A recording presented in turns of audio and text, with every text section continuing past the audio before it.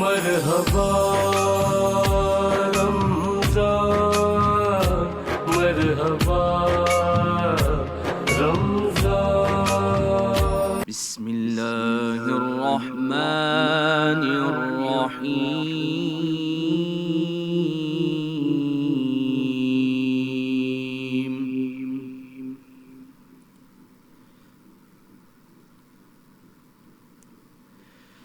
وَيَا قَوْمِ هَٰذِهِ نَاقَةُ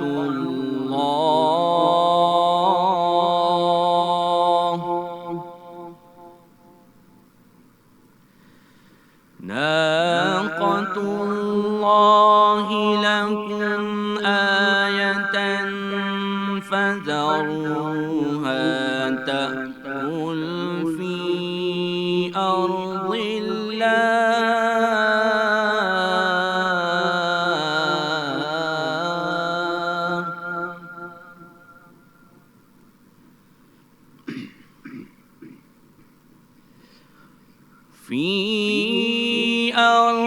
اللَّهِ وَلَا تَمَسُّوهَا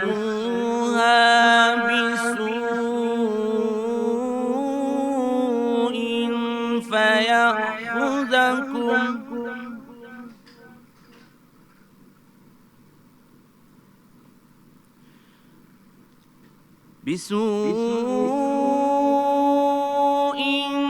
فَيَأْخُذَكُمْ عَذَابٌ قَرِيبٌ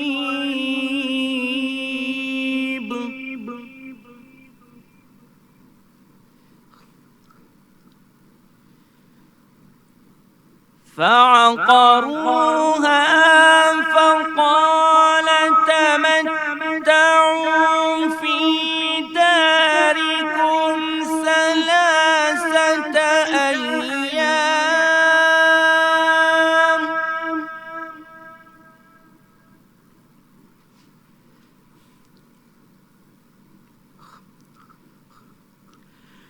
فَعَقَرُوهَا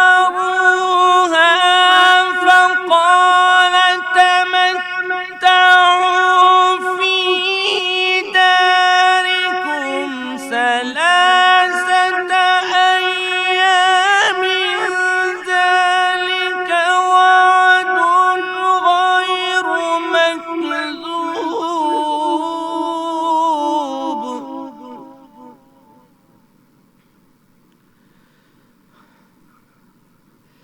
فَلَمَّا جَاءَ أَمْرُنَا نَجَّيْنَا صَالِحًا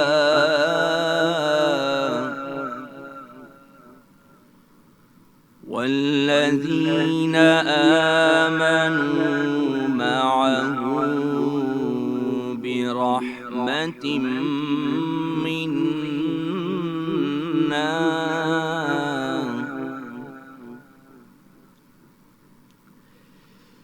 فَلَمَّا جَاءَ أَمْرُنَا نَجَّيْنَا صَالِحًا وَالَّذِينَ آمَنُوا بِرَحْمَةٍ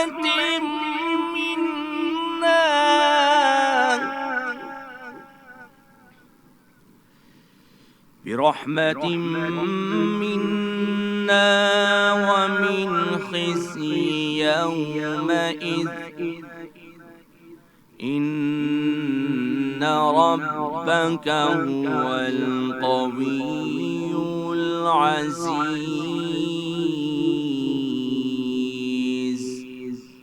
صدق اللہ العظیم۔ خدا کے نام سے آغاز ہے جو بڑا مہربان اور نہایت رحم والا ہے۔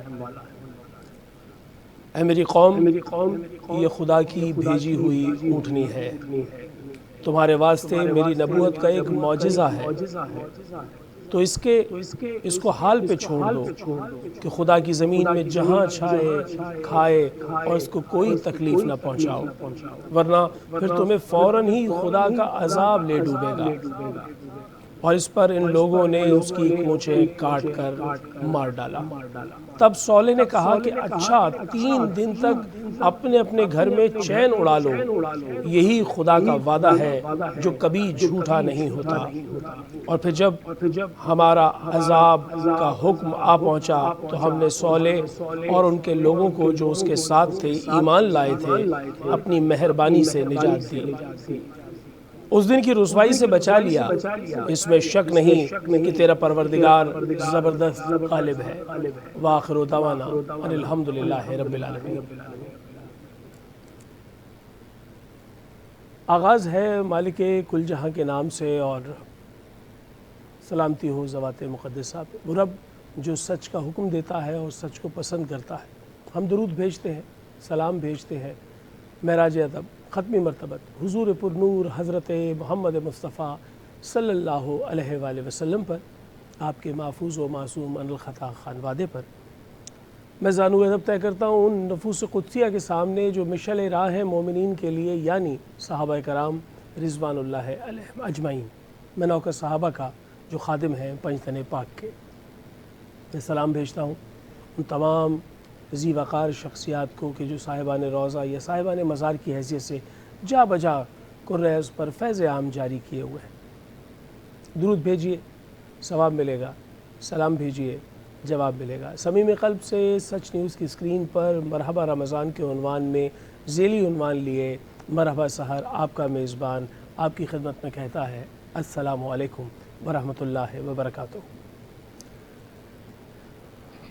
معزز ناظرین، آج ہماری یہ خصوصی ٹرانسمیشن کا آج کا پڑاؤ بھی بہت خصوصی ہے، اس لیے کہ یہ لغویات سے پاک نشریات جو سچ نیوز کی اسکرین سے آپ تک پہنچ رہی ہے، اس میں ایسے موضوعات کا انتخاب کیا جاتا ہے جس سے اصلاح کے پہلو نکلتے ہوں، اور ہدایت کے واسطے ہمارے ساتھ علماء کرام موجود ہوتے ہیں جو ازروع دین، یعنی جس میں ازروع قرآن بھی ہے، ازروع حدیث بھی ہے، اور اقوال معصومین کے ذریعے سے ہدایت فرماتے ہیں کہ کیسے اس موضوع پر رہتے ہوئے اپنی زندگی کو بہتر کیا جا سکتا ہے۔ آج کا موضوع نظام سے متعلق ہے۔ نظام بھی کون سا؟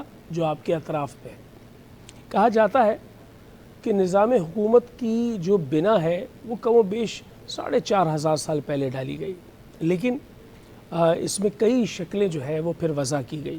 آج کسی ملک میں صدارتی نظام حکومت ہے تو کہیں پارلیمانی نظام حکومت ہے، کہیں ایوان زیریں سے جو ہے وہ کوئی سند مکمل کرنے کے لیے لازم ہوتا ہے کہ ایوان بالا سے اس کی تصدیق کروائی جائے۔ کسی ملک میں جو ہے وہ مجلس شورا کا قیام کیا گیا ہے، اور کہیں پر جو ہے وہ مشاورتی بورڈ بنائے گئے ہیں۔ یہ تمام جو نظام ہیں ان پر ایک سوالیہ نشان ضرور رہتا ہے کہ یہ اسلام سے کتنی مطابقت رکھتے ہیں۔ جو رسالت مآب صلی اللہ علیہ وآلہ وسلم نے ہدایت کے مطابق اور اپنے عمل کے مطابق ایک نظام وضع کیا تھا، جس کو پھر بعد ازاں حضرت علی کرم اللہ وجہ الکریم کی دور خلافت میں خاص طور پر دیکھا جا سکتا ہے، جس میں عدل بھی نظر آتا ہے، انصاف بھی نظر آتا ہے۔ تو اسے قائم کرنے کے لیے کون سا نظام جو ہے وہ اختیار کیا جائے؟ لفظ جمہوریت کا ایک ڈھنڈورا پیٹا جاتا ہے، لیکن جب جمہوریت کی بات کی جاتی ہے تو کہا جاتا ہے تولا جا رہا ہے، یہ نہیں دیکھا جا رہا کہ اس کی اوتھینٹسٹی کیا ہے۔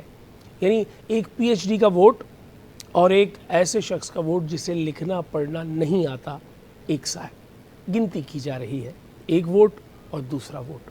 تو یہ تمام وہ چیزیں ہیں جس پر یقینی طور پر اس جمہوری نظام پر بھی سوال اٹھتے ہیں، لیکن اس وقت کرۂ پر غالب اکثریت میں ممالک میں یہی ڈیموکریسی کا عنوان لیے نظام حکومت قائم کیے گئے ہیں۔ نظام حکومت قائم کرنے کے پیچھے ایک فلسفی ہوتی ہے۔ آپ کے اس کرۂ پر کچھ ایسے ممالک ہیں جو طاغوتی کیفیت میں موجود ہیں، یقیناً وہاں کیپٹلزم کا حوالہ موجود ہے۔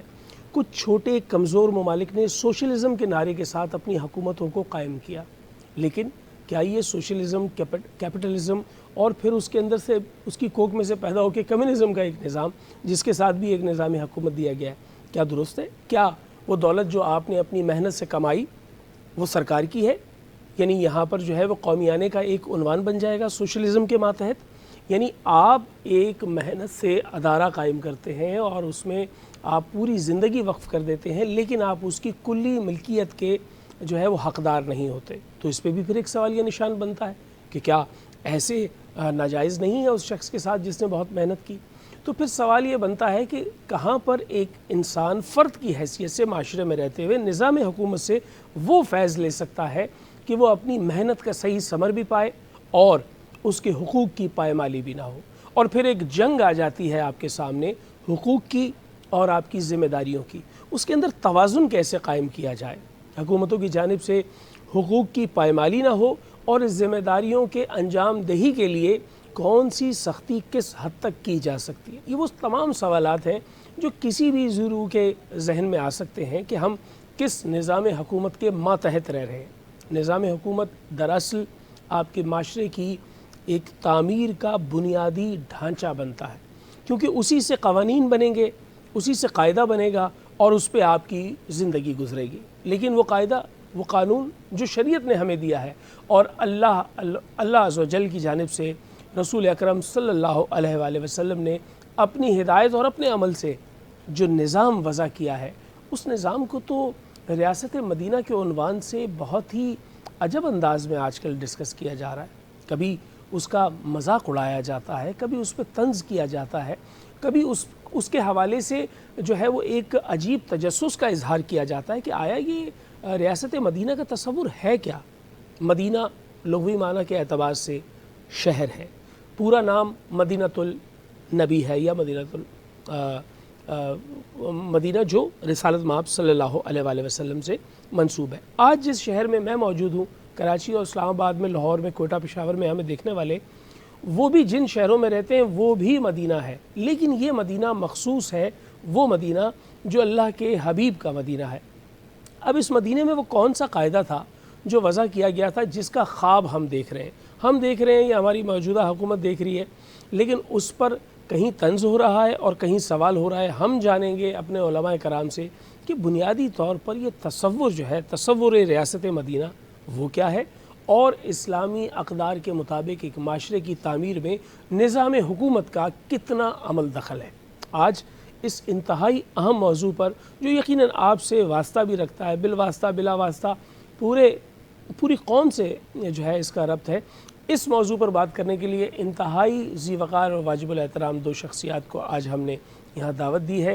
علم و عمل کا ہمارا یہ خصوصی سیگمنٹ ہے، یہ حصہ ہے جس میں ہم بات کرتے ہیں اپنے موضوعاتی انداز سے۔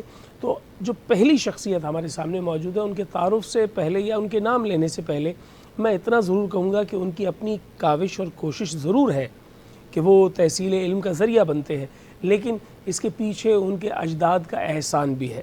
یہ وہ ہیں کہ جن کے والد صاحب نے یہ اعزاز حاصل کیا کہ قائد اعظم محمد علی جناح ان کے پیچھے نماز پڑھا کرتے تھے۔ یاد رہے کہ یہ وہ شخصیت ہیں کہ جن کے بزرگوں نے سب سے پہلے عید میلاد النبی کے جلوس کی بنا رکھی تاکہ عشق مصطفیٰ صلی اللہ علیہ وآلہ وسلم میں وارفتگی کے ساتھ باہر نکل کر نعرے اور مرحبا یا نبی کہنے والے جو ہے وہ ایک جگہ جمع ہو سکے۔ آج جہاں بھی پاکستان بھر میں جلوس میلاد النبی کا انعقاد کیا جا رہا ہے، اس کا کہیں نہ کہیں حصہ توشہ آخرت بن کے ان کے بزرگوں کو بھی جا رہا ہے۔ ہمارے ساتھ موجود ہیں علامہ حکیم اکبر در صاحب، آپ کا بہت شکریہ آپ ہمارے ساتھ موجود ہیں۔ آپ نے بہت زیادہ جو ہے وہ ایسی گفتگو فرمائی ہے کہ جس کے ہم لائق نہیں ہیں، بزرگ ہمارا یقیناً اس کے لائق رہے ہیں۔ میں نے کہا نا کہ آپ کی کاوش کے ساتھ ساتھ آپ کے بزرگوں کا حصہ بھی ہے اور آپ اس سے زائد لائق ہیں۔ ہم تو میں بلکہ آپ کا بھی مشکور ہوں اور سچ چینل کا بھی مشکور ہوں۔ جی یہاں لیکن مجھ پہ ایک پابندی ہے کہ میں سچ بول رہا ہوں، سچ کے سوا کچھ نہیں بول رہا۔ اور وہ میرے بزرگ تھے محسن شیرازی، وہ کہا کرتے تھے کہتا ہوں سچ کہ جھوٹ کی عادت نہیں مجھے۔ تو ہمارے ساتھ دوسرے مہمان آج علم و عمل میں، اس سے پہلے بھی سچ نیوز کی اسکرین پر ہمارے ہمراہ رہے، اپنے مخصوص انداز میں، انتہائی خوبصورت انداز میں، دھیمے انداز میں اپنی بات کہتے ہیں اور دراصل نوجوانوں سے مخاطب ہوتے ہیں تاکہ ان تک کوئی ایسا باب ضرور کھل جائے کہ سیکھ کا عمل ہو، تاکہ ماخذ و محاصل آسانی سے پہنچ سکیں۔ ہمارے ساتھ موجود ہیں قبلہ علامہ محمد حسین مسعودی صاحب، آپ کا بہت شکریہ آپ ہمارے ساتھ ایک مرتبہ پھر موجود ہیں.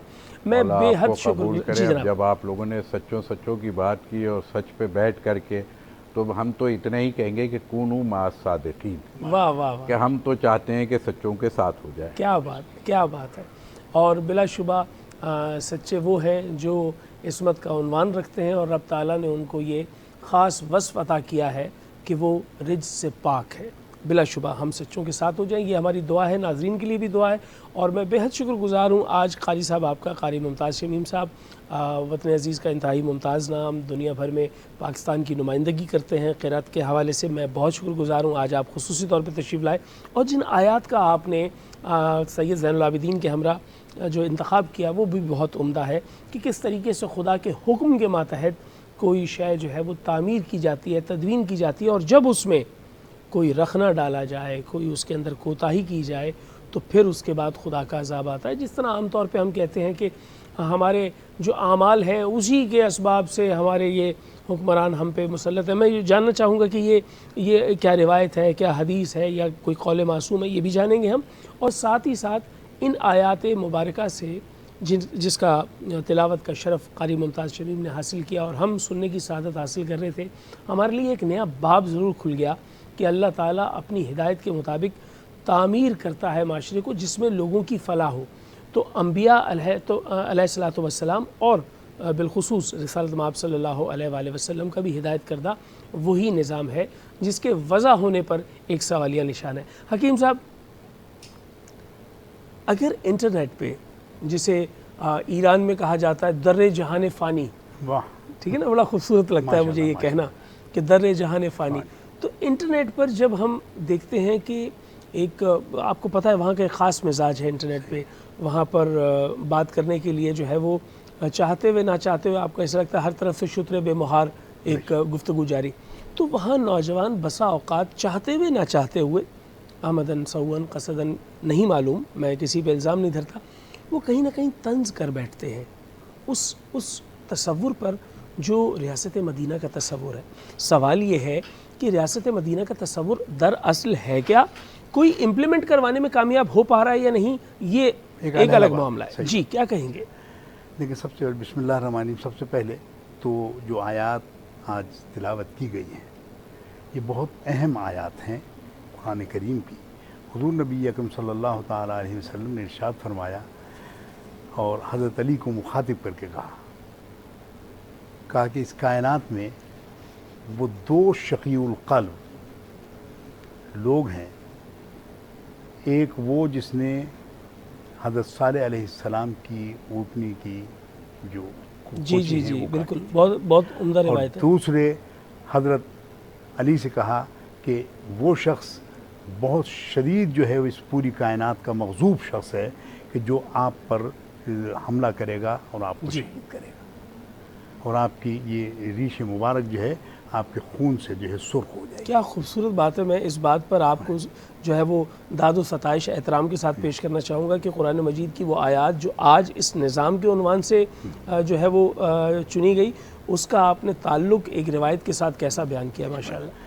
اب ریاست مدینہ دیکھیں، مدینہ منورہ کی جو ریاست تھی اس کا قیام حضور نبی محتشم سرکار دو عالم صلی اللہ تعالیٰ علیہ وآلہ وسلم کے ذریعے سے جو ہے وجود میں آیا. جی، جب مدینہ منورہ میں مختلف قسم کے لوگ رہتے تھے، یہودی زیادہ آباد تھے وہاں خیبر کے مقام پر اور اس کے اطراف میں. مدینہ منورہ میں بھی بہت زیادہ جو کاروبار، اور خیبر میں اور مدینہ میں کوئی زیادہ فاصلہ نہیں ہے، اور وہ وہاں آ کر مدینہ منورہ میں زیادہ تر جو ہے وہ کاروبار کا اس کا جو ہولڈ تھا وہ تمام کا تمام یہودیوں کے پاس تھا. ٹھیک ہے، کاروباری جو ہے وہ اختیار ان کے پاس. اب یہیں جو ہے وہ کچھ لوگ ایسے بھی تھے جو بعد میں انہوں نے ایمان تو قبول کر لیا لیکن نفاق کے ساتھ کیا. اللہ، یعنی وہ منافق کے طور پر جو ہے وہ دائرے میں داخل ہوئے. اور قرآن کریم نے تو پوری سورہ منافقون ان کے لیے جو ہے وہ قرآن میں نازل فرما دی اور کہا کہ یہ منافق ہیں، آپ کو آ کے کہتے ہیں کہ نشہد انک لرسول اللہ، کہ واللہ یعلم انک لرسول واللہ یشہد ان المنافقون لکاذبون۔ واہ، کہا کہ یہ کہتی ہے منافق کہ آپ اللہ کے رسول ہیں، اللہ بھی یہ گواہی دیتا ہے کہ آپ واقعی اللہ کے رسول ہیں۔ اب دیکھیں یہ جملہ نہ ہوتا تو آگے کی جو حصہ تھا وہ بالکل اس کو الٹ ہو جاتا۔ واہ، پروردگار نے کہا کہ پروردگار جانتا ہے کہ آپ اللہ کے رسول ہیں، لیکن ان المنافقون لکاذبون، یہ منافق اپنے قول میں کاذب ہیں، جھوٹے ہیں۔ کیا بات ہے، وہ کاذب ہیں، جھوٹے ہیں۔ یہی گفتگو جاری رہے گی اور ہم جانیں گے کہ کیا وہ ہدایت کردہ ایک تصور ہے ریاست مدینہ کا۔ ہمارے ساتھ رہیے۔ مرحبا رمضان، مرحبا رمضان، مرحبا رمضان، مرحبا رمضان، مرحبا۔ مرحبا سحر میں مرحبا ناظرین، میں وہیں سے بات کو کنیکٹ کروں گا جہاں سے علامہ اکبر در صاحب بات کر رہے تھے، قبلہ فرما رہے تھے ریاست مدینہ کا۔ تو حضور نبی اب یہ تصور کے قطع کلامی تصور ہم جاننا چاہ رہے ہیں کہ تصور کیا ہے؟ کہ حضور نبی اکرم صلی اللہ تعالیٰ علیہ وسلم جب مدینہ منورہ تشریف لائے ہیں تو آنے کے بعد اب یہاں پورا ایک نظام حکومت قائم کرنا تھا، ٹھیک، اور اس کا تصور آپ نے ایسے دیا کہ سب سے پہلے تو یہود مدینہ سے آپ نے ایک معاہدہ کیا، ٹھیک، جو میثاق مدینہ کہلاتا ہے، بالکل، ٹھیک ہے، اور اس یعنی میں یہ ایک طرح کی امن ٹریٹی ہے۔ امن ٹریٹی ہے، کیا اور بات؟ یہ معاہدہ کرنا اس بات کی دلیل تھی کہ اب ریاست قائم ہو گئی ہے، واہ، اور اس ریاست کا تصور یہ نہیں تھا کہ آپ جو ہے لوگوں سے چھپتے پھریں یا پروٹوکول لیتے رہیں یا اپنے گرد جو ہے وہ بہت بڑی سیکیورٹی کا جو ہے وہ ایک حصار قائم کریں۔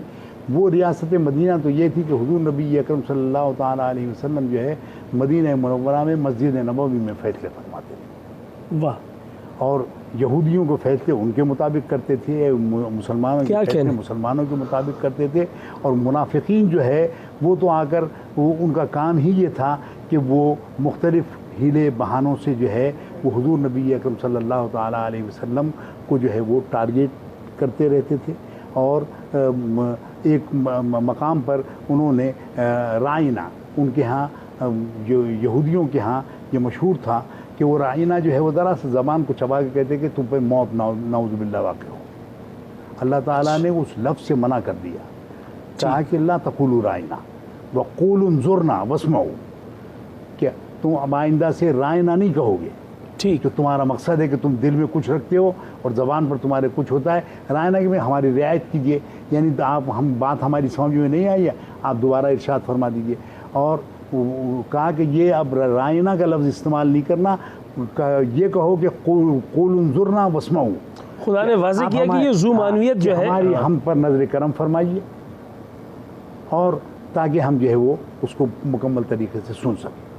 تو یعنی یہ تو وہ میں ایک ضمناً بات آ گئی تھی۔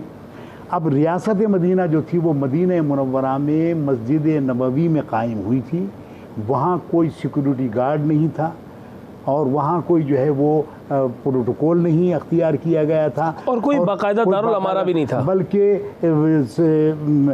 آپ کا بستر جو تھا وہ ٹوٹا ہوا بوریا جس کو کہا جاتا ہے، چٹائی کہہ لیں یا ٹاٹ کہہ لیں، ٹاٹ تھی بلکہ، اور اس میں حضرت ام حبیبہ جو ابو سفیان کی بیٹی تھی اور زوجہ رسول صلی اللہ علیہ وآلہ وسلم ام المومنین، ابو سفیان جب یہ ابھی آج ہی کا دن گزرا ہے فتح مکہ، ایک ہی دن تو فتح مکہ پر جب اس سے پہلے جب ان سے غلطی ہو گئی کہ انہوں نے کہا کہ صاحب ہم صلح حدیبیہ کو توڑتے ہیں، ٹھیک، بنی خدا کا خون بہا بھی نہیں دیں گے، ہم جو ہے وہ دیت بھی نہیں دیں گے، اور اس کے بعد جو ہے آپ جو ہے وہ یا ان کو مجرمین کو حوالے بھی نہیں کریں گے بنی بکر کے۔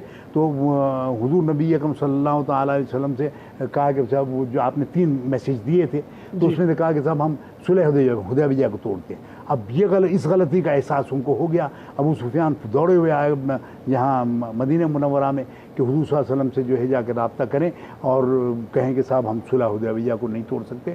جو اب وہ حالانکہ اس وقت بھی حضرت علی نے جو ہے وہ ایک ایسا کردار ادا کیا کہ آپ نے اس کو مایوس نہیں ہونے دیا. کہا کہ حضور نبی صلی اللہ علیہ وسلم کے پاس آپ نے تو رخ پھیر لیا. یہ آئے گھر میں اپنی بیٹی سے ملنے کے لیے, تو بیٹی نے کیا کیا کہ وہ ٹوٹا ہوا جو بوریا تھا اس کو بھی لپیٹ دیا.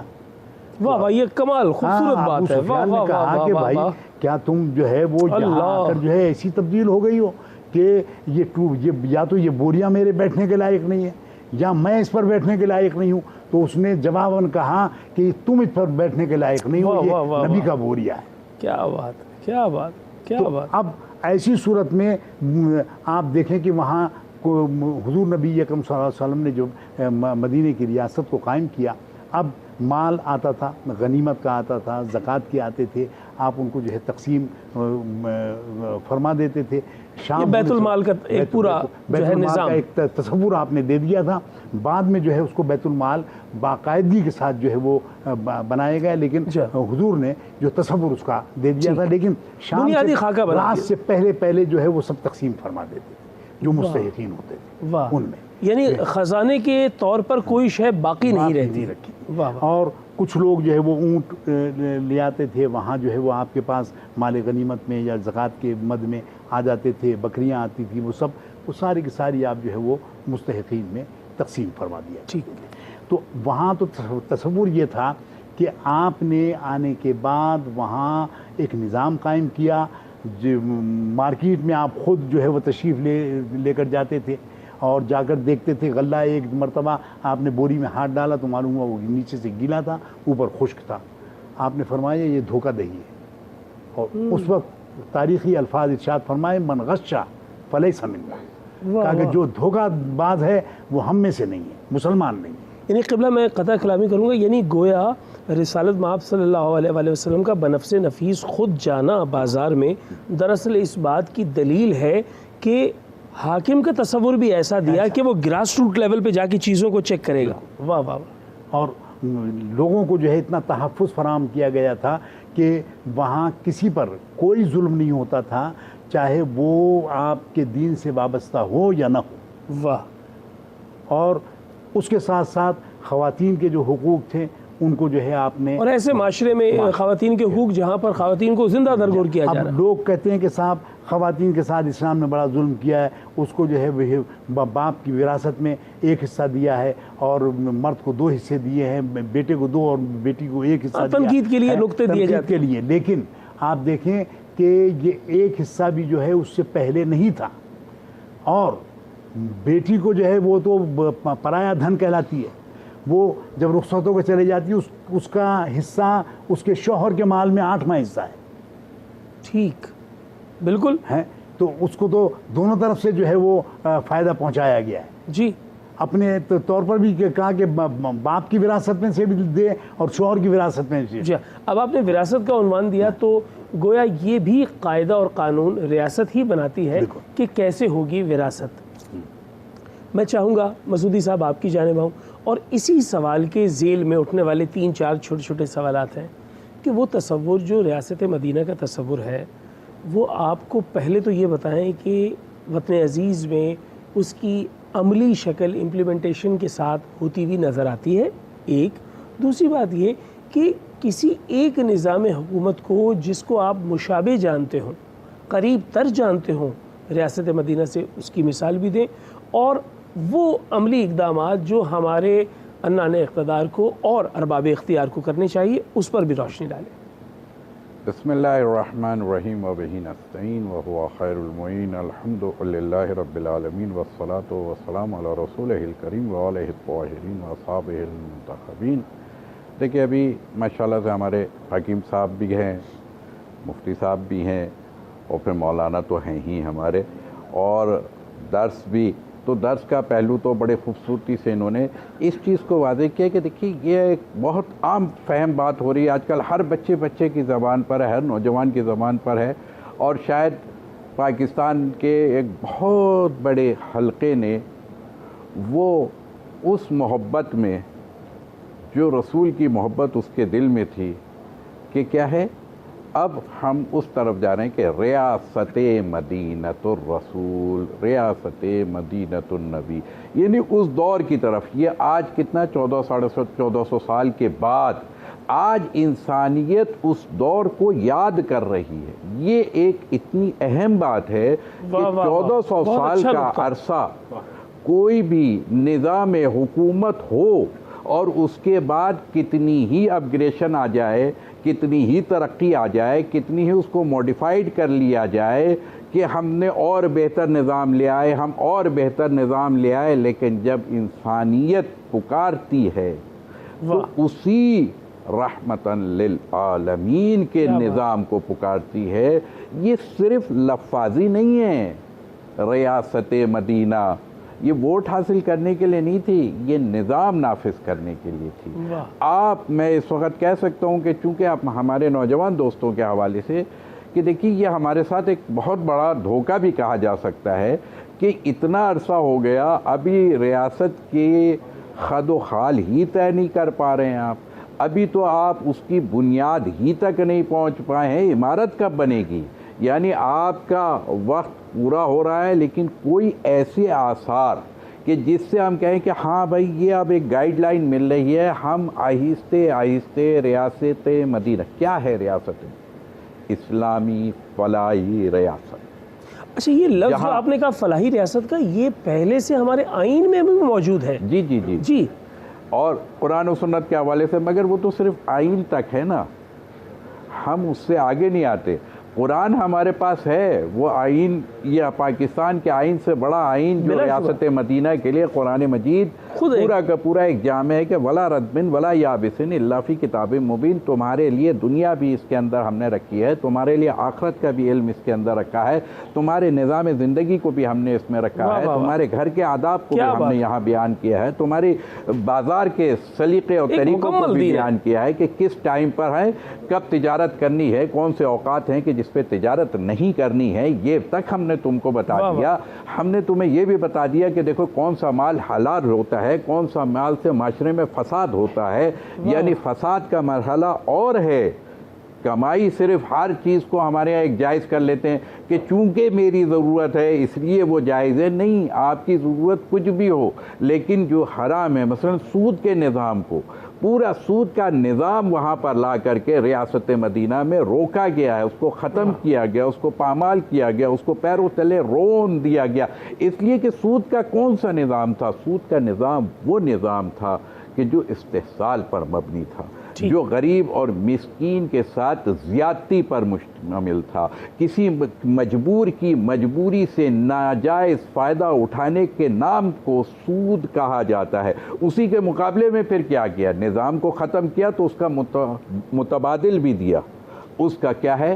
قرض الحسنہ کی صورت میں، کہ لوگوں کو قرض حسنہ دیا جائے گا کہ جس کے ذریعے سے اگر کہیں کوئی مشکل آ گئی تو پھر وہاں بیت المال کا استعمال کیا جائے گا، ریاست کھڑی ہوگی اس بات کے لیے کہ کیا ہے، اس کا نام ہے کہ جہاں غربت ہو جائے۔ میں ایک جملہ کہوں گا کہ حضرت علی علیہ السلام نے بھی ایک جملہ کہا ہے کہ اگر کسی معاشرے میں چوری بڑھ جائے تو چوروں کے ہاتھ کاٹنے سے پہلے یہ دیکھو کہ کیا ہے، وہاں کے حاکمان وقت کے ہاتھ کو کاٹا جائے، اس لیے کہ اس نے ایسے اسباب کیوں نہیں روکے۔ رسول کے زمانے میں کوئی بھوکا نہیں سو سکتا تھا، ریاست مدینہ کا مطلب کیا ہے، لیکن ہمارے ہاں تو وہ آج کل اس کو بھی کمرشل کر دیا گیا کہ بھوکا نہیں سونے کا مطلب یہ کہ کچھ ٹرک لے کے نکل گئے ہیں، اور کیا پوری مملکت کو آپ اس طریقے سے ٹرکوں کے ذریعے سے کھانے کھلا دیں گے؟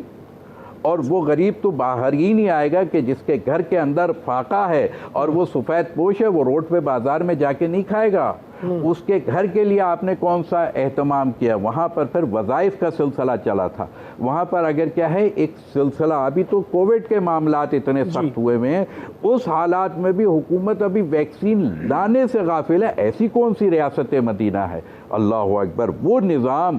پھر ریاست مدینہ کے حوالے سے اگر ہم بات کریں تو خود روم سے طبیب آ گیا، رسول کی خدمت میں ہے اور کافی عرصے رہا کیونکہ اس کو بھیجا گیا تھا روم، سلطنت روم کی طرف سے، لیکن وہاں پر کیا ہے کوئی مریض نہیں ملا، تو پوچھا ہے یہ بھی آج رمضان المبارک ہے نا، پھر میں کہوں گا کہ اس نے پوچھا یہ بیمار کیوں نہیں، اور کہا ہمارے معاشرے میں بیماری کم ہوگی، اس کی وجہ کیا ہے؟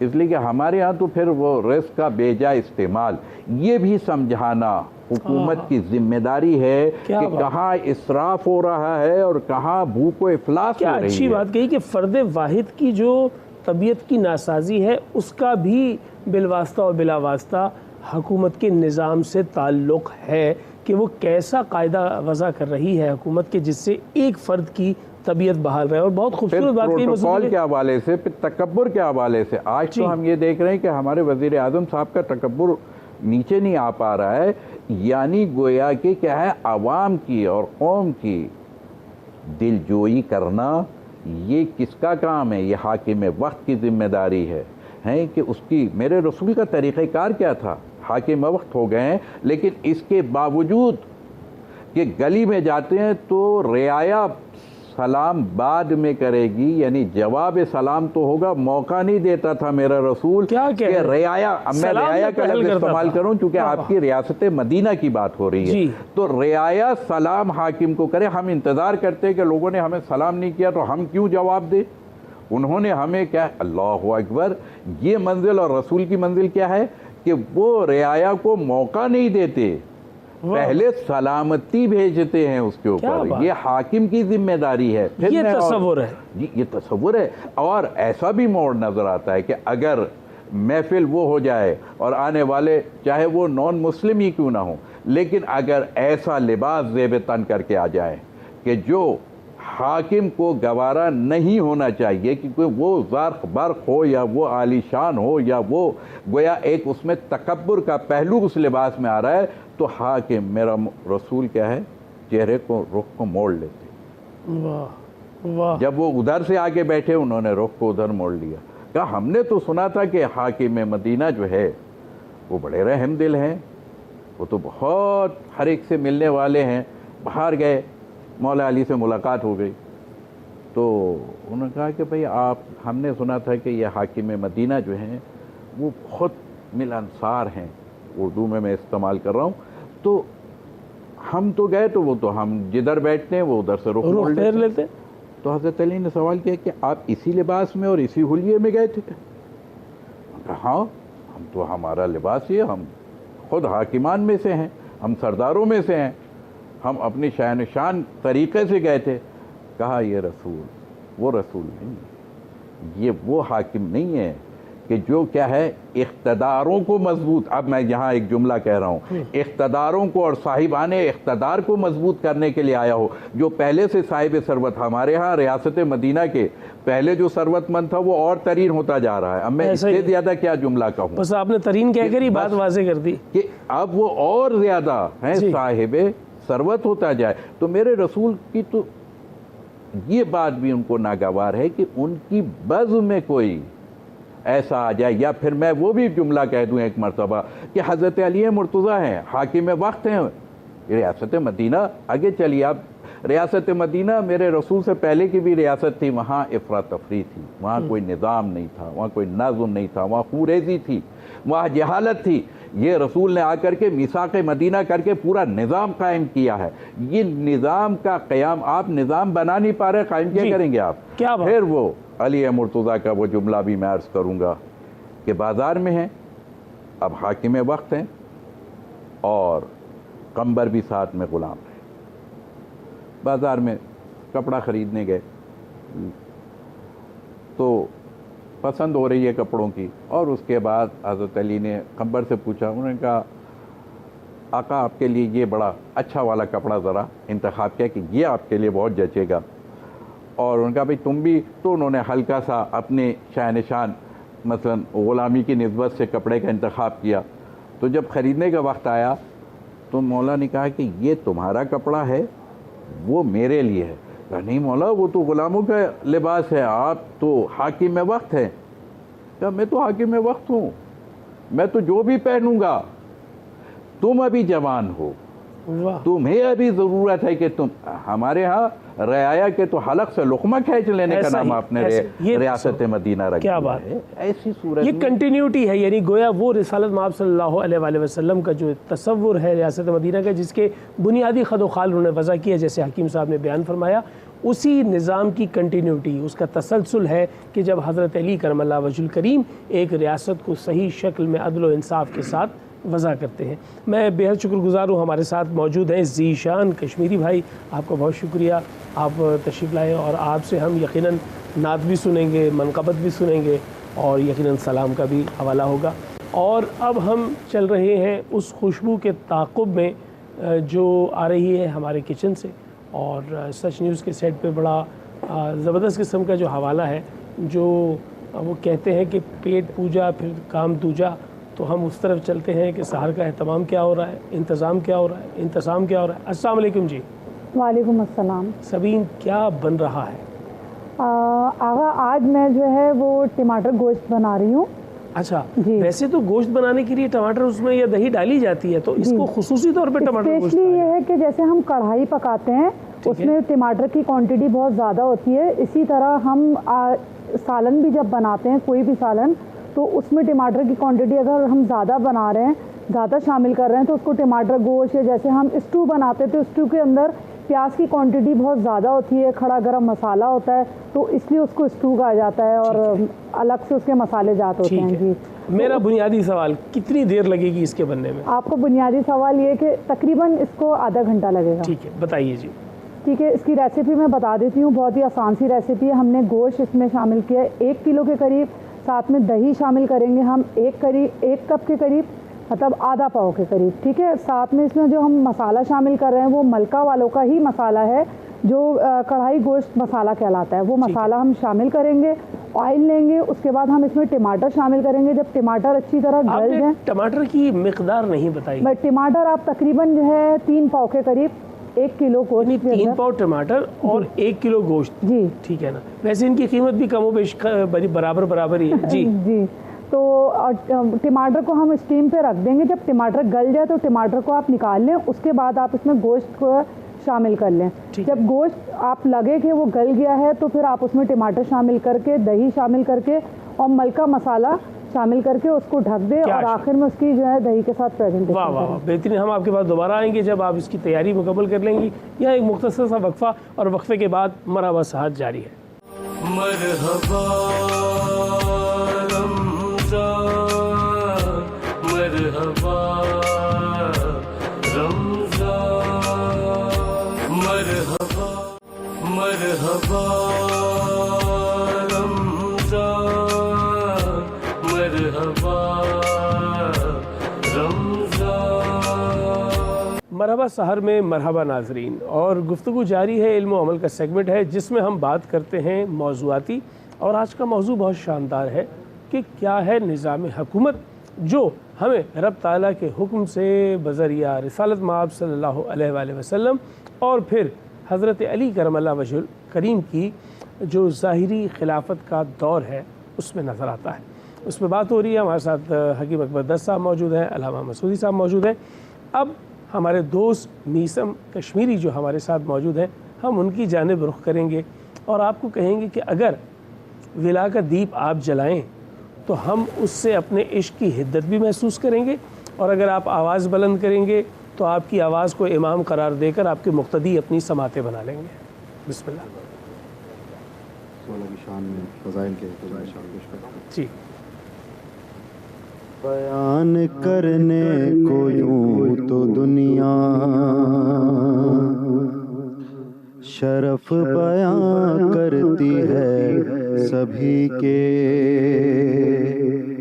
मगर जो अक्ले सलीम रखता है जानता है सिवा नबी के, नहीं है कोई अली से बेहतर, कोई नहीं है, कोई नहीं। और हुनैनो बदरो ओहद से पूछो امر کے تو نیم سر سے پوچھو، علی کی تو انگلیوں کی طاقت ہے کیا یہ خیبر کے در سے پوچھو، قسم خدا کی مثال حیدر کوئی نہیں ہے، کوئی نہیں۔ اور غدیر سے جب کہ میں نے پوچھا، ہے تجھ کو معلوم سارا قصہ، سوا علی کے ہے اور کوئی، بنایا جس کو نبی نے مولا، تڑپ کے بولا یہ خم کا منبر کوئی نہیں ہے، کوئی نہیں سوا نبی کے، علی سے بہتر کوئی ہے، کوئی نہیں۔ لطف آ گیا بلا شبہ۔ وہ میں علامہ صاحب اپنے بچوں کو دلیل قائم کرنے کی ایک سکھلائی کرتا ہوں کہ جب کوئی شے طلب کی جائے تو آپ شے تو طلب کر رہے ہیں، وہ آپ کی ڈیمانڈ ہے، ہم پوری کریں گے، لیکن اس کے لیے کوئی سالڈ سی دلیل دیجئے تاکہ ان کو دلیل قائم کرنا آ جائے نا۔ تو جب یہ بات ہوتی ہے تو میں نے اپنے ایک بیٹے، بڑے بیٹے محمد سے کہا کہ آپ کو پتہ ہے کہ آپ کے چھوٹے بھائی کا نام علی کیوں ہے؟ تو اس نے کہا کہ رسالت میں آپ کے بھائی کا نام علی تھا، اس لیے آپ نے اس کا نام علی رکھا ہے۔ میں نے کہا ایک دلیل مجھ سے بھی لے لیں آپ، وہ یہ ہے کہ ان دونوں کے ناموں کے بیچ میں کوئی اور نام تھا نہیں، اس لیے میں نے نام علی رکھا ہے۔ سلامت رہیں، سچے بھائی کو بھی جو ہے وہ ٹریبیوٹ ہو گیا۔ میں علامہ صاحب آپ سے جاننا چاہوں گا کہ بلا حکیم صاحب یہ بیان فرمائے، کیا حکمت تھی اس عمل کے پیچھے کہ وہ جو ریاست مدینہ کا تصور ہے، وہ تصور تو اپنی جگہ قائم ہے، مدینہ نہیں رہا، کوفہ ہو گیا، جبکہ ایک زمانے تلک اسی ریاست مدینہ کے تصور کو مدینے میں ہی پنپتے ہوئے دیکھا گیا، لیکن وہ کیا معاملہ تھا کہ اب کوفہ میں مسجد کوفہ کو مسجد نبوی کی شکل دی جا رہی ہے؟ دیکھیں یہ بڑا اہم نقطہ ہے۔ اس وقت چونکہ ریاست مدینہ بہت زیادہ پھیل چکی تھی، ٹھیک ہے، اس کے طول و عرض جو ہے طول و عرض میں، اور فتوحات اتنی ہو گئی تھی کہ اس کے چاروں طرف تقریباً یعنی سلطنت روم اور سلطنت کسریٰ، جی، یعنی ایران کی جو سلطنت تھی اور روم کی جو سلطنت تھی، یہ دونوں مسلمانوں کے زیر نگی تھی۔ ٹھیک، اب اتنی بڑی مملکت اور اس کی وسعت کہ اس وقت مسلمان قوت جو تھی وہ سپریم پاور تھی، پورے ارض پر دونوں سپر پاور تھی، روم اور ایران۔ جی، اب ان دونوں کو جو ہے مسلمانوں نے جو ہے فتح کر لیا تھا، تو یہ سپریم پاور بن گئی تھی۔ ٹھیک ہے، اب اس سپریم پاور کے لیے ویسے ہی اس ریاست کو قائم رکھنا، ویسے ہی اس ریاست کے لیے خد و خال بنانا، ویسے ہی اس ریاست کی حدود کو جو ہے محفوظ کرنا، یہ ایک بہت بڑی ضرورت تھی۔ ٹھیک، اس ضرورت کے پیش نظر حضرت علی نے مدینہ منورہ سے کوچ فرما کر کوفے کو جو ہے دارالخلافہ اور اپنے ہمراہ دارالخلافہ لے گئے، دارالخلافہ بنایا، اور وہاں جو اطراف میں جتنے عسکری ونگز تھے وہ زیادہ تر جو ہے وہ کوفے سے منسلک تھے۔ ٹھیک، یعنی گویا میں اگر ایسا کہوں کہ شورش بپا ہونے کے جہاں سے زیادہ امکانات تھے وہاں جا کر دارالخلافہ بنایا۔ ٹھیک ہے، اور اس کے بعد جو ہے آپ نے جو ہے وہ لوگوں کو جو ہے وہ اس بات پر بھی آمادہ کیا کہ وہ اسلامی ریاست کی حفاظت کا کام سر انجام دے۔ یہ تو بہت بڑا تاریخی المیہ ہے کہ جنگ جمل ہے، جنگ نہروان ہے، جنگ صفین ہے، یہ حضرت علی کو تو موقع کیا ملا ہے کہ آپ جو ہے وہ اتنی جنگوں میں آپ کو الجھا دیا گیا. ان 4.5 برسوں میں یہی سلسلہ بس رہا. یہی سلسلہ رہا. اس کے اتنے عرصے میں یعنی حضور نبی اکرم صلی اللہ تعالیٰ علیہ وسلم کا تو مکی دور اور مدنی دور، تو اس میں آپ کو تو ایک اچھا طویل عرصہ مل گیا تھا. جی لیکن وہ بھی جنگوں میں گزارا جا رہا تھا. جی جی. اور اس میں بھی حضرت علی نے جو ہے وہ بڑا ایک اہم کردار ادا کیا. لیکن ان تمام عسکری قوتوں کو بروئے کار لا کر اور نئی عسکری قوت کا پیدا کرنا، یہ حضرت علی کا مطمع نظر تھا کہ یہاں جو ہے وہ اسلامی ریاست کو صرف بڑھانا ہی نہیں ہے بلکہ اس کو محفوظ بھی رکھنا ہے، تحفظ بھی دینا ہے. تو اس تحفظ کے لیے آپ کو نے دیکھا. دوسری ایک اور وجہ تھی کہ حضور نبی اکرم صلی اللہ تعالیٰ علیہ وسلم نے ارشاد فرمایا تھا کہ مدینہ منورہ جو ہے حرم مقدس ہے، مکہ مکرمہ جو حرم مقدس ہے، اس کو ایک گوس فند کو جو ہے ذبح کر کے اور اس کی حرمت کو پامال کیا جائے. تو حضرت علی نے کہا کہ میں مدینہ منورہ میں جہاں اب اتنی شورشیں برپا ہو گئی ہیں، تو اس ریاست کو جو ہے یہاں قائم رکھنے کے بجائے ایک نیا ماحول پیدا کر کے اور وہاں ریاست کا قیام جو ہے وہ اسی طرز یعنی پر ہو. حرم رسول کو اور بیت اللہ کو خون سے آلودہ ہونے سے بچانے کے واسطے. اور یہی مطمع نظر حضرت امام علی مقام کا بھی تھا کہ آپ نے مدینہ منورہ سے جو رخت سفر باندھا یا مکہ مکرمہ سے رخت سفر باندھا اور اپنے حج کو عمرے میں تبدیل کیا، وہ دراصل وہ بھی اسی کا تسلسل تھا. کیا بات ہے، کیا بات. اور کوفے کی جانب آپ نے بھی کچھ فرمایا.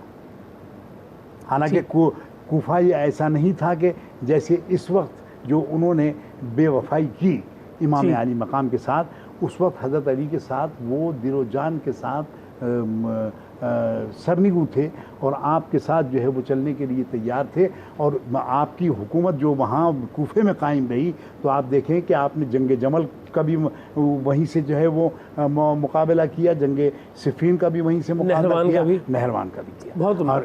تو یہ عسکری قوت آپ کی اتنی بڑی تھی اور اتنے سپہ سالار آپ نے جو ہے وہ ان میں سے منتخب کر کے جو ہے وہ محفوظ کر لیے تھے کہ جو آئندہ آنے والے حالات میں بھی جو ہے کسی وقت بھی اگر آپ کی شہادت کا واقعہ نہ ہوتا تو پورا عالم جو عالم اسلام ہے اور پوری دنیا بلکہ عدل سے بھر جاتی. کیا اچھی بات ہے. جس طرح ابھی حکیم صاحب بیان فرما رہے تھے تو میرے ذہن میں خیال آیا کہ شاید بے وفائی کا سب سے بڑا استعارہ کسی زبان میں اگر پایا جاتا ہے تو وہ کوفی ہے.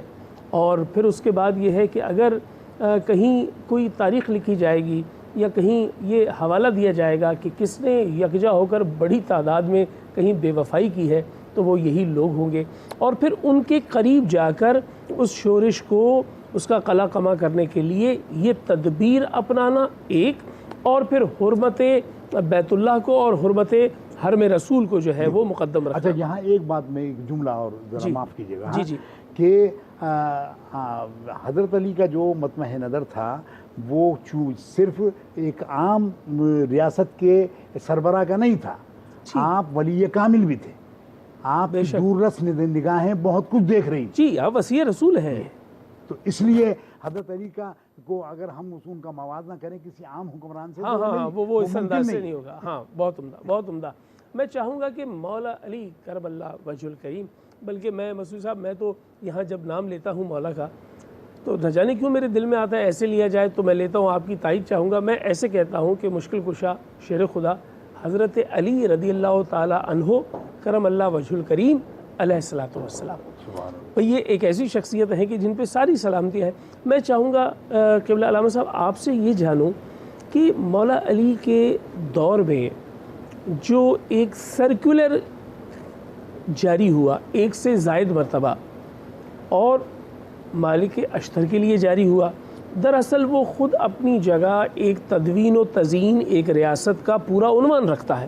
تو میں چاہوں گا اس پہ آپ کی روشنی ہو کہ ان مکتوبات کے ذریعے سے، ان ہدایت ناموں کے ذریعے سے، اور فی زمانہ دیکھا جائے تو جو گورنمنٹل جو سرکولر جاری ہوتے ہیں، جو آرڈرز جاری ہوتے ہیں، اس عنوان سے مولا علی نے کیا خد و خال واضح کیے؟ دیکھیے ابھی قبلہ نے ایک بہت اچھے گوشے کو آشکار کر دیا ہے، لیکن جو آپ نے بات کی کہ علی کو کس نام سے پکارا جائے، تو میں تو کہوں گا کہ اس میں کوئی شک ہی نہیں ہے کہ شاہ مردہ شیر یزدہ قوت پروردگار لا فتح الا علی لا سیف الا ذوالفقار. تو ان کے لیے تو کسی بھی نام کا مسئلہ نہیں ہے. اور اگر ہم آگے بڑھ جائیں تو بس میں اتنا کہوں گا کہ جی ہاں وہ خلیفۃ المسلمین ہے، وہ امیر المومنین ہے، وہ امام المتقین ہے، وہ سید الاولیاء کہلاتے ہیں. تو اب تو آپ جیسے چاہیں ان کو پکارے، ہر آدمی اپنے مزاج کے مطابق انہیں پکارتا اور اپنی مشکلات کو حل کراتا ہے. تو یہ تو ہر دور میں انہوں نے اس چیز کو، اور سب سے اہم چیز یہ ہے کہ دیکھیے حضرت علی مرتضیٰ کا جو دور خلافت ہے اور پھر اس کے اندر یہ جو مکتوب لکھا ہے مالک اشتر کو کہ جب کیا ہے مصر میں حضرت محمد بن ابی بکر نظام کو، چونکہ سوزش بہت زیادہ تھی، بہت زیادہ انتشار کی کیفیت حضرت علی علیہ السلام کو جب اقتدار ملا ہے، صاحبزادے خلیفہ اول کے، جی محمد بن ابی بکر جو کہ فرزند تو خلیفہ اول کے ہے، لیکن حضرت علی نے انہیں ابنی، اپنا بیٹا کہا ہے. یہ ان کی فضیلت ہے اور ان کے بڑے مراتب ہیں، وہ تو شاید نہیں ہمیں اتنا علم ہے، لیکن میں کہوں کہ جی ہاں پوری پرورش، پوری تربیت علی مرتضیٰ نے ان کی فرمائی. تو وہ ایک علیحدہ باب آ جائے گا. ابھی تو ہم صرف اس بات کی طرف آنا چاہتے ہیں کہ جی ہاں علی مرتضیٰ نے جس طریقے سے نظام خلافت جب سنبھالی، اول تو تیار بھی نہیں تھے. یہ بھی میں آپ کو بتا دوں کہ حضرت علی مرتضیٰ نے، اور اس کو تمام مکاتب فکر کے تمام مستند جتنے بھی علماء کرام ہیں انہوں نے اس بات کو لکھا، طبرسی نے، انہوں نے سب نے لکھا کہ علی مرتضیٰ کو باقاعدہ مجبور کیا گیا کہ اس وقت آپ کے علاوہ، کیونکہ ایک ایسے معاملات ہو چکے تھے مدینہ کے اندر ہی، یعنی آپ نے سوال کیا تھا نا کہ مدینہ سے کیوں منتقل کیا، تو مدینہ کے اندر ہی کیا ہے خلیفہ ثانی کی وفات ہو چکی ہے جی، اور اس کے 3 دن کے بعد علی مرتضیٰ سے، چونکہ وہاں باقاعدہ ایک سازش ہوئی ہے، جو بھی اس کی ایک تفصیل ہے وہاں نہیں جانا چاہ رہے. ہم تو صرف سمیٹ رہے ہیں کہ کیا ہے یہ انتشار کی کیفیت میں ملا. تو پوچھنے والوں نے پوچھا تھا حضرت علی مرتضیٰ سے کہ آپ کی خلافت کے دور میں انتشار مسلمین بہت نظر آیا، جبکہ آپ سے پہلے اطمینان مسلمین تھا. یعنی انتشار اور اطمینان کی کیفیت کے درمیان اب حضرت علی کو خلافت مل رہی ہے. تو حضرت علی نے ایک بڑا خوبصورت جملہ کیا کہ جی ہاں اس وقت میں ان کا مشیر تھا، اب تم ہمارے مشیر ہو. تو حال یہ مشیروں کا ہے. یہ تو پھر آپ کا جو سوال ہے نا کہ ریاست مدینہ کے مشیروں کو کیسا ہونا چاہیے، تو علی مرتضیٰ نے اس وقت بتا دیا. لیکن پھر میں کہوں گا ہاں یہ وہ کہنا چاہیے کہ چارٹر آف انسانیت، کلام الامام امام الکلام ہوتا ہے. حضرت علی نے جو خد و خال ریاست مدینہ کے مالک اشتر کو لکھ کر کے دے دیے، اس میں کون سا ایسا شعبہ ہے، کون سا ایسا شعبہ ہے جس کو انہوں نے ایڈریس نہ کیا ہو، کیا بات، جس کے حوالے سے پورا قانون جو قرآن میں موجود تھا اس کو نچوڑ بنا کر کے، اب میں اس کی تفصیل کا وقت بھی نہیں ہے، وہ اتنا تفصیلی مکتوب ہے کہ جس کی طرف جانا، لیکن صرف اگر اس کے اعداد ہی، اس کے شعبے گنا دیے جائیں تو میں تو یہ بھی سمجھوں گا کہ شاید ہم نے کچھ نہ کچھ وہ سارا کچھ جو ریاست مدینہ کا میں پھر کہہ رہا ہوں اس لیے کہ آپ کا سوال اور آپ کا موضوع آج کا وہی ہے، جو خد و خال علی مرتضیٰ نے معین کر دیے اس ایک مکتوب کے اندر، کہ جو آج 1400 سال بعد بھی اگر اقوام متحدہ اگر کسی اپنے ہمارے حکمرانوں کو بھی دیتے ہیں، یہ بھی پڑھتے بھی ہیں اور بھیجا بھی گیا ہے، اور اقوام متحدہ نے تمام دنیا کے ممالک کے سربراہان کو وہ چارٹر آف کیا ہے حکومت جس کو کہتے ہیں، وہ ان کو بھیجا ہے کہ دیکھو یہ ایک اسلامی ریاست کے خد و خال ہونے کیا چاہیے. یہ آج سے 1400 سال پہلے کہہ لیجئے، 1450 سال پہلے علی مرتضیٰ نے معین کر دیے. وہ پورا شعب دور کہ آپ نے ایک سوال وہ بھی کیا تھا کہ کیا ہے یہ مدینے سے یہ ریاست تبدیل ہو کے کوفے کیوں گئی، جس کا بڑا خوبصورت اور بڑا مدلل جواب دیا ہے حکیم صاحب نے.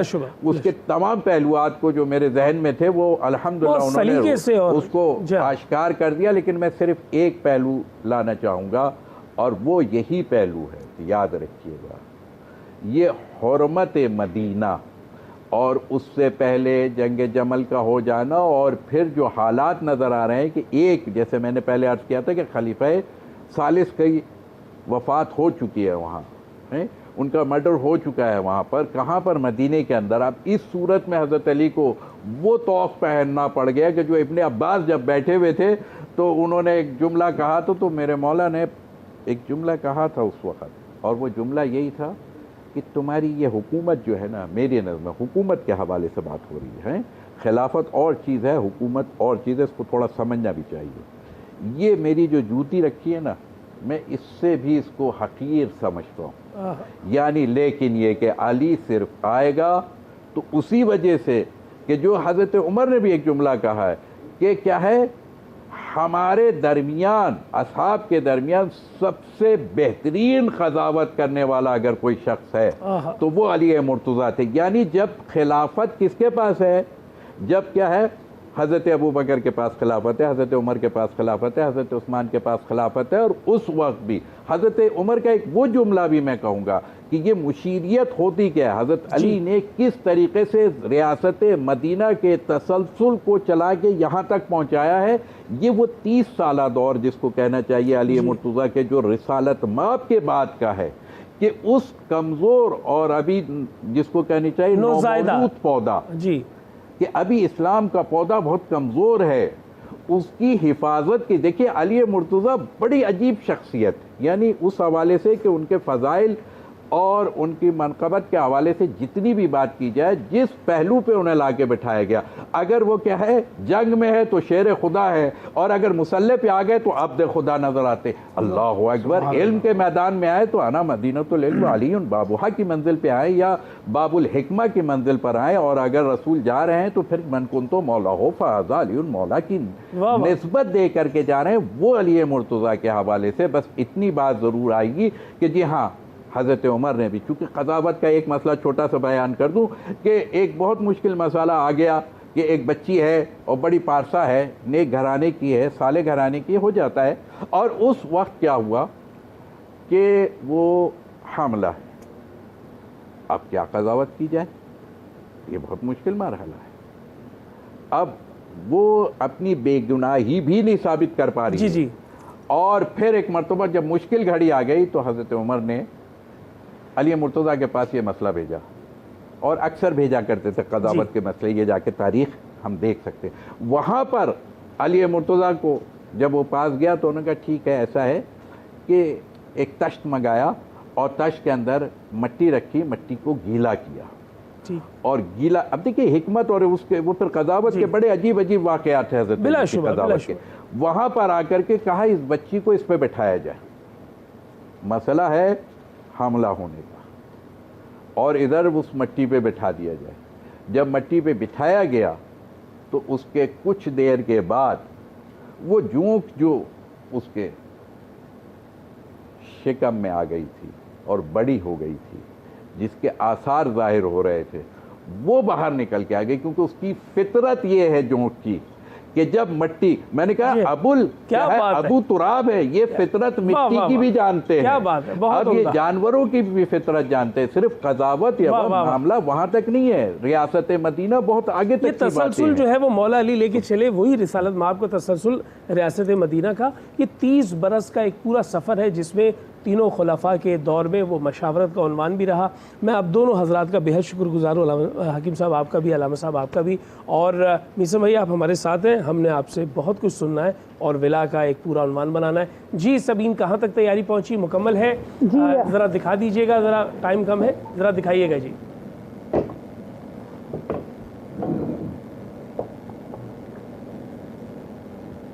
واہ جی واہ، ٹماٹر گوشت تیار ہے۔ یعنی اس میں ایسا بھی کیا جا سکتا ہے کہ کسی کے ساتھ بے ایمانی کی جائے، خود گوشت کھا لیا جائے، اس کو ٹماٹر دے دیا جائے۔ جی کر سکتے ہیں ایسا۔ بھائی ہمارا فیضان شہزادہ دکھائے، دنیا کو دکھائے، جو خود کیمرے کے پیچھے کھڑا ہے لیکن لوگوں کو دکھا رہا ہے کہ کیسا کھانا بنا ہے۔ جی یہ تیار ہے، اور آخر میں جو ہے ہم اس کو، لیکن آپ دیکھیں فیضان دیکھ کس طرح ہے کھانے کو۔ آخر میں ہم اس کو دہی کے ساتھ سرو کریں گے، ٹھیک ہے؟ اچھا دہی آپ نے اس کے اوپر ڈال دی؟ جی اس کے اوپر۔ چلے جی، اس کو ویسے آپ اس کو ہڈن چکن بھی کہہ سکتے ہیں۔ واہ جی واہ، ہڈن چکن، بہت بہت شکریہ۔ یہ آج ہمارے سحر کا اہتمام ہو گیا، آپ کا بہت شکریہ، ہمیشہ آپ بہت اچھے کھانے بناتی ہیں، اور ہم سحر کی اس تیاری میں اس مرحلے پہ پہنچے ہیں، آپ بھی ایک مرحلے پہ ہوں گے، لیکن یہ جو مرحبا سحر ہے یہ ابھی جاری ہے. ایک مختصر سا وقفہ. مرحبا رمضان، مرحبا رمضان، مرحبا رمضان، مرحبا رمضان. مرحبا سحر میں مرحبا ناظرین، میں آپ کا میزبان آغا شیرازی آپ کے ساتھ. اور اب وہ مرحلہ ہے جب ہم کہتے ہیں کون بنے گا سچ کی آواز. جی ہاں، مقابلہ حسن نعت، جس میں ہدیہ نعت حضور پرنور حضرت محمد مصطفیٰ صلی اللہ علیہ وآلہ وسلم کی بارگاہ میں پیش کیا جائے گا. اور یہ وہ نوجوان ثنا خواں ہیں جو چاہتے ہیں کہ ثنا کے عنوان سے پہچانے جائیں اور ان کا یہی حوالہ بن جائے، لیکن جن کا حوالہ پہلے سے ثنائے محمد مصطفیٰ صلی اللہ علیہ وآلہ وسلم کے ساتھ جڑا ہوا ہے، انہی کو ہم نے آج کے اس مقابلے میں منصف کے طور پر یہاں مدعو کیا ہے. آج ہمارے ساتھ سب سے پہلے ایک مہمان منصف ہیں.